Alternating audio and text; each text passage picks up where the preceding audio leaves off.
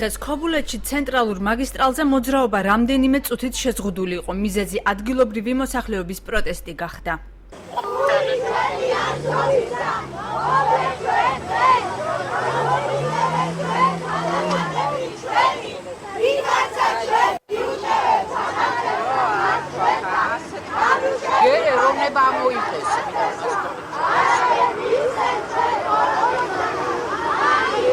აქციის მონაწილეები ვარაუდობენ, რომ ლერმონტოვის ქუჩაზე თურქული სკოლა-პანსიონის მშენებლობა იგეგმება. ადგილობრივთა განმარტებით ლერმონტოვის 13 ნომერში მდებარე სახლი დაახლოებით 1 წლის წინ გაიყიდა, რომლის მეპატრონეც ამ დრომდე რამაზ კაკალაძე ეგონათ, თუმცა 1 თვის წინ გაიგეს, რომ შენობა საჯარო რეესტრში თურქეთის მოქალაქე მუსტაფა ბუიუქის სახელზე რეგისტრირდება. მათი ინფორმაციით მესაკუთრე აქ პანსიონატთან ერთად სამლოცველოს ამოქმედებასაც გეგმავს. თბილად, ძალიან თბილად ვეპყრობოდით. მთელი მოსახლეობა მოწიწებით, რადგან გავიგეთ, რომ ეს შამილ კაკალაძე იყო ქართველი და მოდიოდა თავისი ოჯახით. მაგრამ მე როცა მოვთხოვეთ, რომ ჩვენ გავიგეთ, რომ ფლობელი არის ვიღაც მუსტაფა ბუიუკი, იმან არაფრით არ მოგვიყვანა. მე ვარ პასუხებელიო.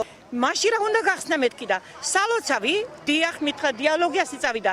სალოცავი, დიახ მითხრა ჯამე, დიახ მედრესე, დიახ მე თქვენ რა უნდა თქვენ ვერ გახსნით ამას მეთქი და როგორ ვერ გავხსნი რაც მინდა იმას გავხსნი. ადგილობრივების განცხადებით ქობულეთში ერთი პანსიონატი უკვე მოქმედებს, არის მეჩეთებიც და თუკი მათი რაოდენობის გაზრდა აუცილებელია, მაშინ თანხა საქართველოს ბიუჯეტიდან უნდა გამოიყოს, იგივეს აცხადებს უფლებადამცველი თამაზ ბაკურიძეც. არ მინდა დედა, ჩვენ ქრისტიანულ მიწაზე, ჩვენ ვართ ქრისტიანი ხალხი, გაიდგან ფეხი.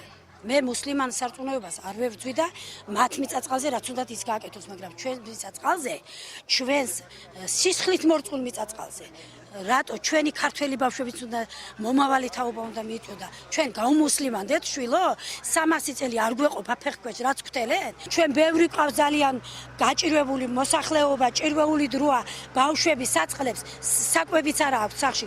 მივესალმებით საზოგადოება ხალხით ხელს შეუწყოთ. აუცილებლად თუ კი ეს იქნება, თუ კი ჩვენი ქართველი, ჩვენი ხელისუფალი ინებებს და ნება იქნება და თხოვნაც აგვაქვს ასეთი რომ გახსნას ჩვენმა მთავრობამ.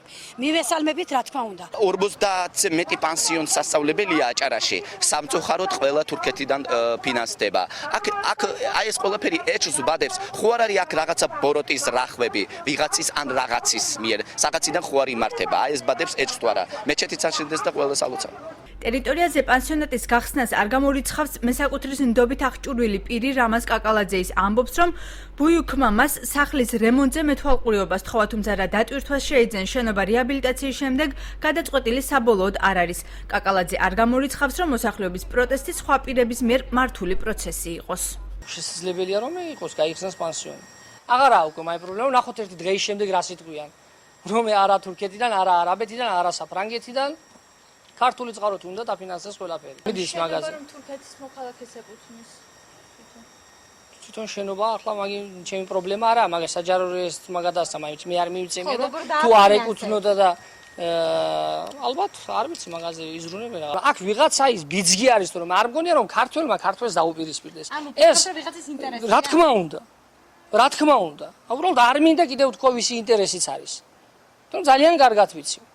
ქობულეთის გამგეობაში განმარტავენ, რომ პანსიონატის გახსნისათვის სახელმწიფოსაგან სპეციალური ლიცენზიის მიღებაა საჭირო, თუმცა მათი ინფორმაციით მუსტაფა ბუიუქს მის ასაღებად შესაბამისი სამსახურებისათვის არ მიუმართავს.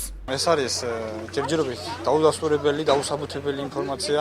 ჩვენ ვერანაირი ესეთ დოკუმენტს ვერ ვფლობთ იმის შესახებ, რომ აქ ნამდვილად ან სამლოცველო, ან სასწავლებელი შენდება. ყანუნის ზოგადი განათლების შესახებ, როცა სასწავლებელი იხსნება, აუცილებლად საჭიროებს ლიცენზიას ნებისმიერი სასწავლებელი. ხოლო რაც შეეხება სამლოცველოს, სახელმწიფოსგან არანაირი ლიცენზია სამლოცველოს გახსნას არ ჭირდება. სრულიად საქართველოს მუფთი ჯემალ პაქცაძე ქობულეთში პანსიონატის მშენებლობის შესახებ ინფორმაციას არ ფლობს. მეჩეთის მშენებლობას კი კატეგორიულად გამორიცხავს. მეჩეთი არ იგეგმება რანაირი, მაგრამ ეს საკულტურა გეგმება და არავის ჩვენთვის განცხადებით არ მოუმართია და მოსახლეობა შეცდომაშია შეყვანილი და მაგ გაუგებრობასთან გვაქვს უფრო მეტად საქმე. მუსტაფა ბუიუქთან დაკავშირება ვცადეთ, თუმცა საკონტაქტო ინფორმაცია მის გარემოცვაში არ მოგვაწოდეს. საქართველოს განათლების სამინისტროში კი საკითხის გარკვევას სამუშაო დღეებში დაგვირდნენ.